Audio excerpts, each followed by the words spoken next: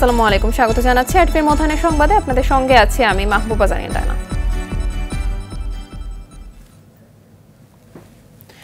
শ্রমিক অসন্তোষের জেরে আশুলিয়া শিল্পাঞ্চলে আজও 219টি কারখানায় উৎপাদন বন্ধ রয়েছে। তবে শিল্পাঞ্চলের অন্যান্য কারখানা সহ ঢাকা পিজেডের কারখানাগুলো চালু রয়েছে। এর আগে সকালে সাভার আশুলিয়া শিল্পাঞ্চলের অন্য কারখানায় কাজে যোগ দেয় শ্রমিকরা। শিল্প পুলিশ জানায় শিল্পাঞ্চলের কোথাও সড়ক অবরোধ সহ হামলা বা ভাঙচুর হয়নি। তবে আগে থেকেই কিছু কারখানায় অসন্তোষ চলায় কাজে ফেরেনি শ্রমিকরা। সকালেও বেশ কিছু কারখানার শ্রমিকরা কারখানায় প্রবেশের পর কর্মবিরতি সহ কারখানা থেকে বের হয়ে যায়। এতে শিল্পাঞ্চলের 219টি কারখানায় উৎপাদন বন্ধ রয়েছে। নিরাপত্তাজনিত কারণে গাজীপুরের কয়েকটি কারখানায় ছুটি থাকলেও বেশিরভাগ কারখানায় উৎপাদন চলছে। জেলার কালিয়াকৈরেও কারখানাগুলোতে কাজ করছেন শ্রমিকরা। এদিকে যে কোনো ধরনের অপ্রীতিকর ঘটনা এড়াতে কারখানাগুলোর সামনে মোতায়েন করা হয়েছে অতিরিক্ত পুলিশ, রয়েছে যৌথ বাহিনীর টহল।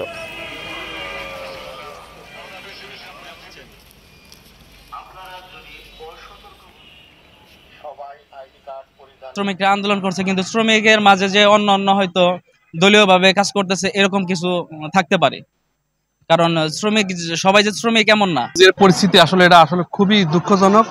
তো এটা আসলে কোনোভাবে কাম্য না, কারণ এই গার্মেন্টস ফ্যাক্টরি যদি বন্ধ হয়ে যায় তাহলে আমাদের তো খুবই সমস্যা। কারখানা বন্ধ হলে আমরা কি কর্ম করে খাবো?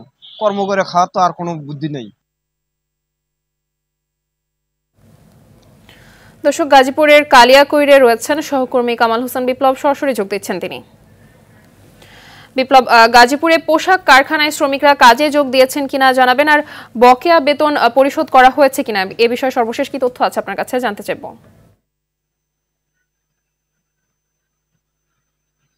জি মাহবুবা, আপনি যেমনটি জানতে চেয়েছেন শিল্প কারখানার বকেয়া বেতন পরিশোধ করা হয়েছে কিনা, আমি যদি বলি একটু, গাজীপুর কিন্তু শিল্প অধ্যুষিত এলাকা। এখানে প্রায় 3 শতাধিক শিল্প কলকারখানা রয়েছে। আপনি জানেন গত কয়েকদিন ধরে কিন্তু এই শিল্প কারখানার যে শ্রমিক রয়েছে তারা বিভিন্ন বকেয়া আদায়ের কারণেই কিন্তু বিক্ষোভ মিছিল, ভাঙচুর এবং অগ্নিসংযোগের ঘটনা ঘটেছে। তবে আমি বলে রাখি যে মালিক পক্ষের সাথে কথা বলেছি, তারা জানিয়েছেন যে আসলে শ্রমিকদের যে পাওনা ন্যায্য যে দাবি দেওয়া সেগুলি পরিশোধ করে দেওয়া হচ্ছে এবং তাদের সাথে বারবার বৈঠক করা হচ্ছে, তারা মেনে নিচ্ছে। কিন্তু তারপরেও কিন্তু তারা থেমে যাচ্ছে না। নিত্য নতুন অভিযোগ এবং বিভিন্ন অজুহাতে তারা কিন্তু আন্দোলন চালিয়ে যাচ্ছে।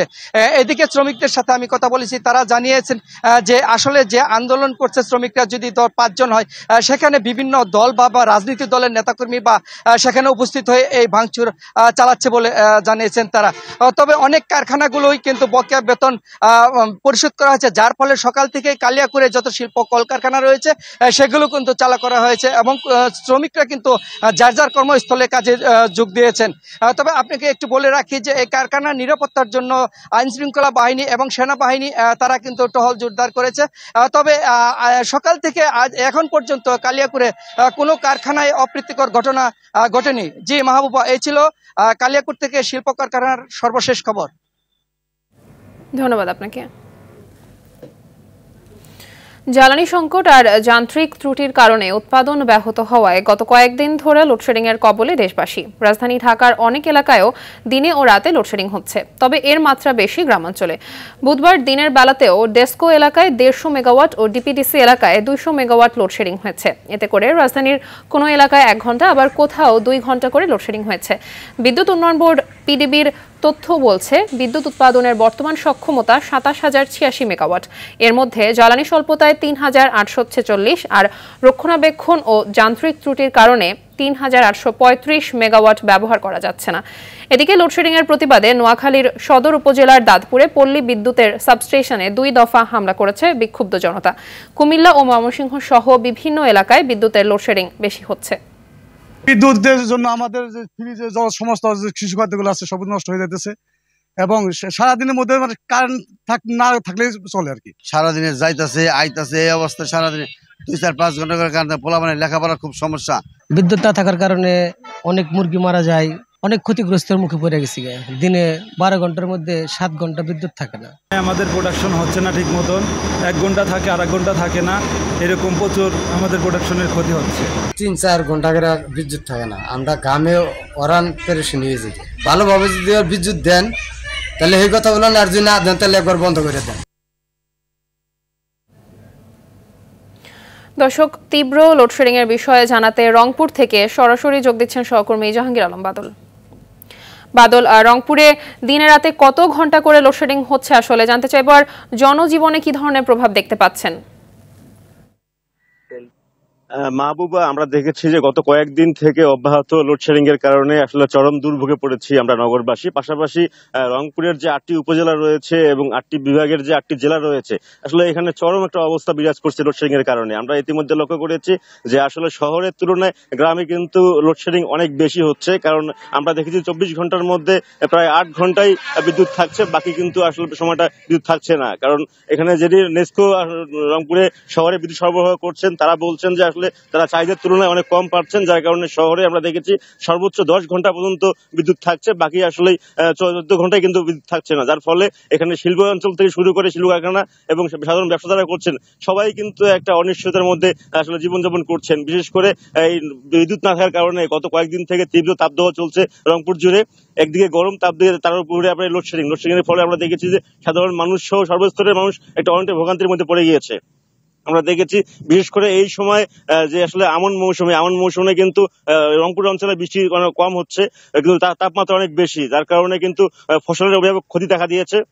এর পাশাপাশি যারা পোল্ট্রি খামারি এবং গবাদি পশু খামারি রয়েছেন, যারা আধুনিক খামার করেছেন, তারা কিন্তু অনেকটাই বিদ্যুতের উপর নির্ভরশীল, তারাও কিন্তু অনেক ব্যাহত হচ্ছেন তাদের খামার কাজে। এবং পাশাপাশি এই তীব্র গরমের কারণে এবং লোডশেডিং এর কারণে অনেকে অসুস্থ হয়ে পড়ছেন। আমরা ইতিমধ্যে লক্ষ্য করেছি বিশেষ করে যারা ব্যবসায়ী রয়েছেন, তারা কিন্তু ব্যবসা একবার অনেক শিল্প কারখানা রয়েছেন শিল্প উৎপাদন বন্ধ করে দিয়েছেন বিদ্যুৎ না থাকার কারণে, এবং তারা কিন্তু চরম সংকটে ভুগছে যে আসলে জ্বালানি তেল দিয়ে বিদ্যুৎ দিয়ে আসলে উৎপাদন করে জেনারেটর দিয়ে বিদ্যুতের তুলনায় সে ইয়ে করা সম্ভব হচ্ছে না। যার ফলে কিন্তু রংপুরের 8টি যে বিভাগের 8টি জেলাতেই কিন্তু এই অবস্থা বিরাজ করছে এবং বিদ্যুতের লোডশেডিং কাটিয়ে উঠতে তত্ত্বাবধায়ক সরকারের প্রতি সবাই জোর দাবি জানিয়েছেন।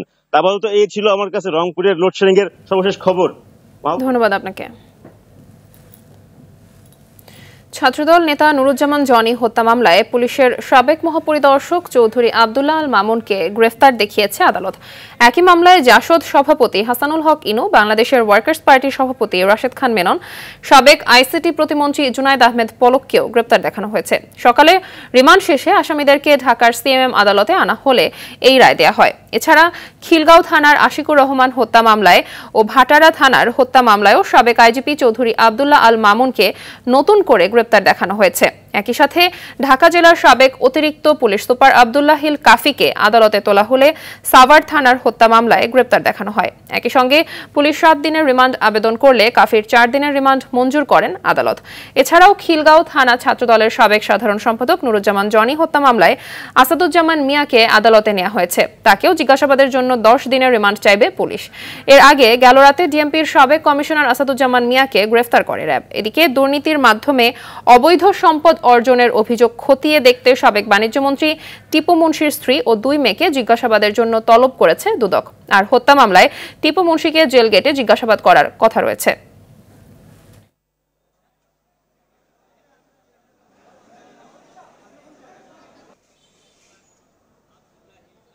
এবং সাবেক মন্ত্রী এমপি ছিলেন, ছাত্র রাজনীতির কিংবদন্তি ছিলেন।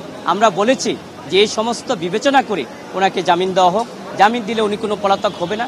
এবং আরেকজন জুনায়েদ আহমেদ পলক, ওনাকে আমি আমরা সাবমিশনে বলেছি যে উনি বারবার পার্লামেন্ট মেম্বার, উনি মন্ত্রী, উনি কয়েকবার বারবার রিমান্ডে গিয়েছিল, যেগুলো সংবিধান এবং মানবতার বিরোধী হিসাবে আমাদের কাছে প্রতীয়মান হয়েছে। যেহেতু সরকার আরেকটি গণহত্যার বিষয়ে যেহেতু মামলা তৈরি করা হচ্ছে, সেহেতু 2টা বিষয়ে গণহত্যা এবং এই মামলা ইন্ডিভিজুয়ালি একটি অফেন্স, এগুলির বিচার একসাথে হওয়ার সুযোগ খুব কম। দর্শক, সিএমএম আদালতে রয়েছেন সহকর্মী ইকবাল অনেক, সরাসরি যোগ দিচ্ছেন তিনি। অনেক, আসাদুজ্জামান মিয়ার রিমান্ড চাওয়ার বিষয়ে পুলিশ আসলে কি বলছে জানাবেন? মাহবুবা, আপনি যেমনটি বলছিলেন যে সাবেক যে ডিএমপি কমিশনার রয়েছেন আসাদুজ্জামান মিয়া, তিনি কিন্তু গতকাল খিলগাঁও থানার সাবেক ছাত্রদল নেতা জনি হত্যা মামলায় কিন্তু তাকে কিন্তু গতকাল রাতে মহাখালী থেকে গ্রেপ্তার করে র্যাব।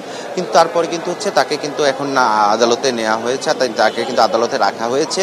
দুপুরের পর কিন্তু তাকে আদালতে তোলা হবে। তোলার পর কিন্তু পুলিশ কিন্তু অন্যান্য যে আসামিরা বা অন্যান্য মামলায় যাদেরকে এই পর্যন্ত গ্রেপ্তার করেছে তাদেরকে যে প্রক্রিয়ায় 10 দিনের রিমান্ড চেয়েছিল, তাকেও কিন্তু সেই প্রক্রিয়ায় 10 দিনের রিমান্ড চাইবে। এতে যদি আদালত যে কয়দিনের রিমান্ড মঞ্জুর করে তখন কিন্তু তাকে আবার রিমান্ডের জন্য জিজ্ঞাসাবাদ করবে, তার সঙ্গে এই ঘটনাগুলোর সঙ্গে সম্পৃক্ততা আছে কিনা বা কার নির্দেশে এই হত্যাকাণ্ডগুলো হয়েছিল, বা তা যেহেতু তিনি সাবেক একজন পুলিশ মহাপরিদর্শক পুলিশ কমিশনার ছিলেন, তিনি অনেক জায়গায় আমরা দেখেছি তাদের এই সম্পৃক্ততা রয়েছে, এরকম কিন্তু জানতে পেরেছি।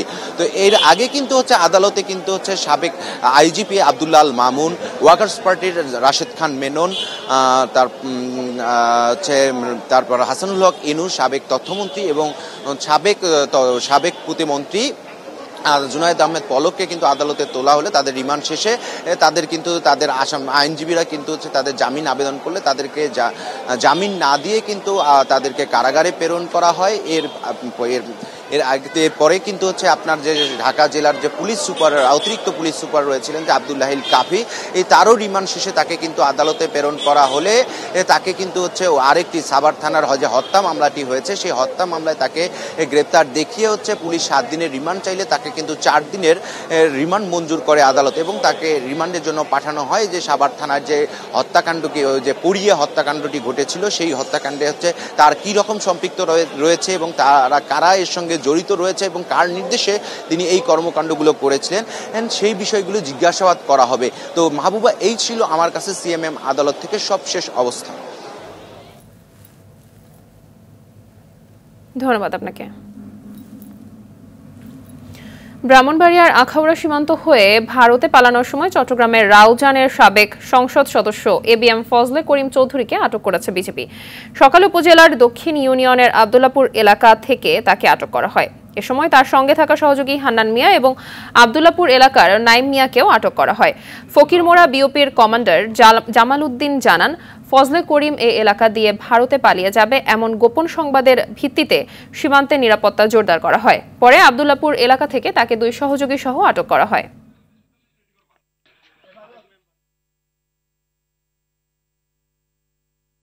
বিএনপি কার্যালয় নয়াপল্টনে যৌথ সভা শেষে বক্তব্য রাখছেন বিএনপি মহাসচিব মির্জা ফখরুল ইসলাম আলমগীর। দর্শক, আমরা সরাসরি চলে যাচ্ছি সেখানে।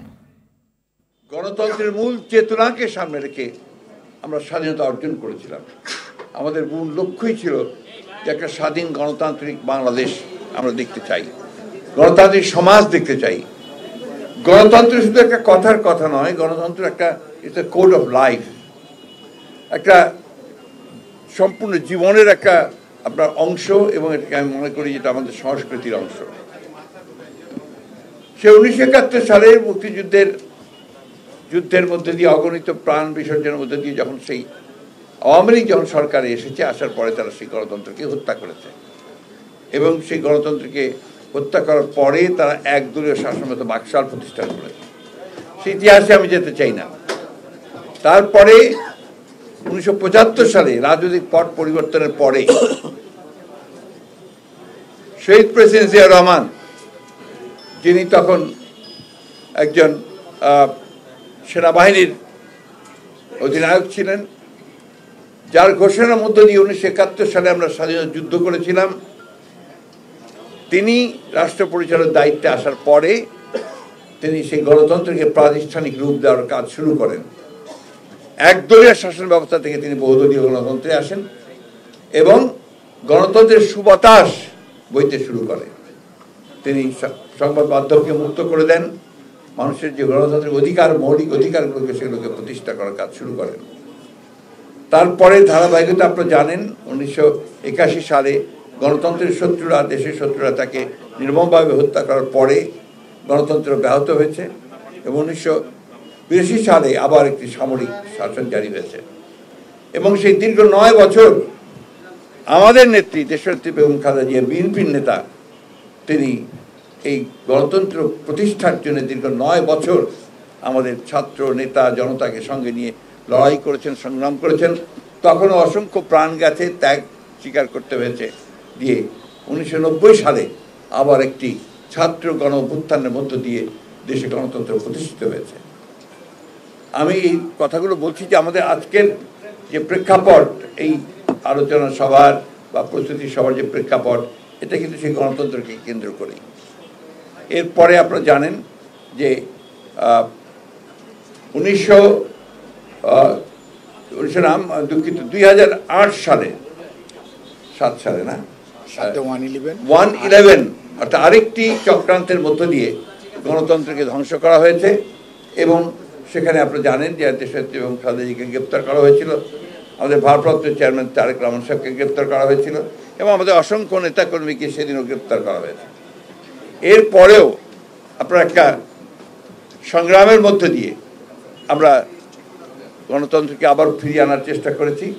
2007 সালে যে 8 সালে যে নির্বাচন হয়েছে, সেই নির্বাচনে একটা কারচুপির মধ্য দিয়ে আওয়ামী লীগ যারা গণতন্ত্রকে আগেও ধ্বংস করেছিল তারা আবার ক্ষমতায় আসে।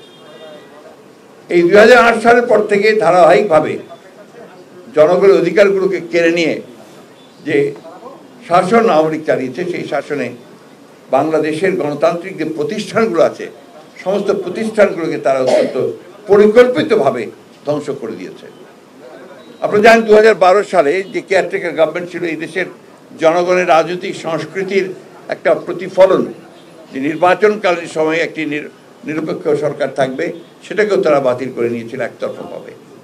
এইভাবেই গণতন্ত্রের সমস্ত প্রতিষ্ঠানগুলোকে তারা ধ্বংস করে দিয়ে। দর্শক, এতক্ষণ দেখছিলেন বিএনপি মহাসচিব মির্জা ফখরুল ইসলাম আলমগীরের বক্তব্যের অংশবিশেষ। অর্থনীতিকে গতিশীল করতে ব্যবসায়ীদের সঙ্গে সংলাপে বসছেন অন্তর্বর্তী সরকারের প্রধান উপদেষ্টা doctor Mohammad Yunus. International chamber of commerce আইসিসির উদ্যোগে বিকেলে রাজধানীর একটি হোটেলে ন্যাশনাল বিজনেস ডায়ালগ শীর্ষক সংলাপে প্রধান অতিথি থাকবেন প্রধান উপদেষ্টা। আইসিসি সভাপতি মাহবুবুর রহমান সংলাপে সভাপতিত্ব করবেন। মাহবুবুর রহমান জানিয়েছেন, জাতীয় পর্যায়ের এই সংলাপে ব্যবসায়ীদের 15টি সংগঠনের উদ্যোক্তারা উপস্থিত থাকবেন। এদিকে প্রধান উপদেষ্টার কার্যালয়ে উপদেষ্টা পরিষদের বৈঠক চলছে। মধ্যাহ্নের সংবাদ এ পর্যন্তই। সবশেষ সংবাদ জানতে যে কোনো মোবাইল ফোন থেকে 24141 নম্বরে ডায়াল করুন। দুপুরের সংবাদ 1:45টায় দেখার আমন্ত্রণ রইল। ধন্যবাদ সবাইকে।